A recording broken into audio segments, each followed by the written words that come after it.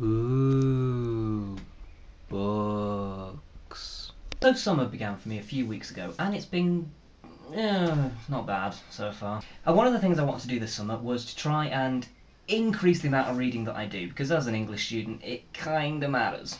And on my hit list of books was Pride and Prejudice. Ooh, book. Now I tried reading Pride and Prejudice back in year 10, because we had to do it for a coursework assignment. Back then, though, I may have rushed through it a little bit. So, this is me giving it another go. Yeah. Chapter 1. It is a truth universally acknowledged that a single man in possession... God, I'm bored already. I am afraid I do not like your pen. The fuck? Let me mend it for you. I mend pens remarkably well. She's mending a fucking pen now. Oh, Mr. Bennet, you are wanted immediately. We are all in an uproar. You must come and make Lizzie marry Mr. Collins. God, you're a bitch, Mrs. Bennet. You are a 24-carat cow. I understand that Mr. Collins has made you an offer of marriage. Is it true? Elizabeth replied that it was. Very well, and this offer of marriage you have refused. I have, sir. Can't blame her. Very well, we now come to the point. Your mother insists upon your accepting it. Is this not so, Mrs. Bennet? Yes, or I will never see her again, because I'm a bitch. An unhappy alternative is before you, Elizabeth. From this day you must be a stranger to one of your parents.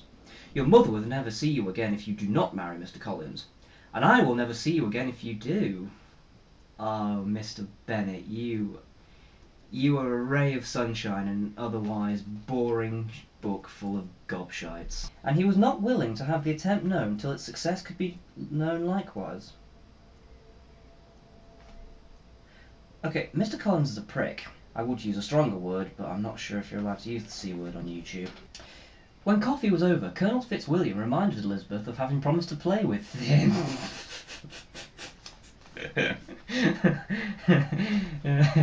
It's funny. And she sat down directly to the instrument. It doesn't get any better. She has a very good notion of fingering.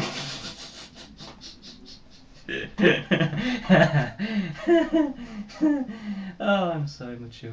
Daughter of Mr. Darcy. Okay, again, with the names. For the love of God, there are more than one Mr. Darcy in this book.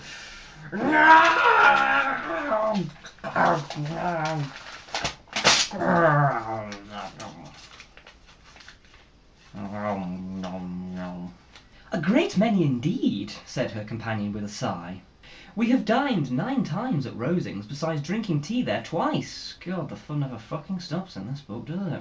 You get the idea that they knew what they were doing when they were sticking zombies in this book, because it needs some sort of testosterone in here. Now, if I was to write this book, I would make a few changes. Let's see, pen. Chapter 15, for example. Mr. Collins was not a sensible man, and the deficiency of nature had been but little assisted by education or society. I would get rid of all this hyperbole, and I would put in its place bit thick. Mr. Collins was a bit thick. So that reads much better, I think. It gives you the idea without all the bullshit. Let's see. Don't need to know about that. That will blot out Miss Bennet and put werewolves. Don't need that. That can go all together. And that, come to think of it. Okay, I have a load more books to get through, and I think I would much sooner read 1984 than carry on with this. I said I would give it another go, and I hate it.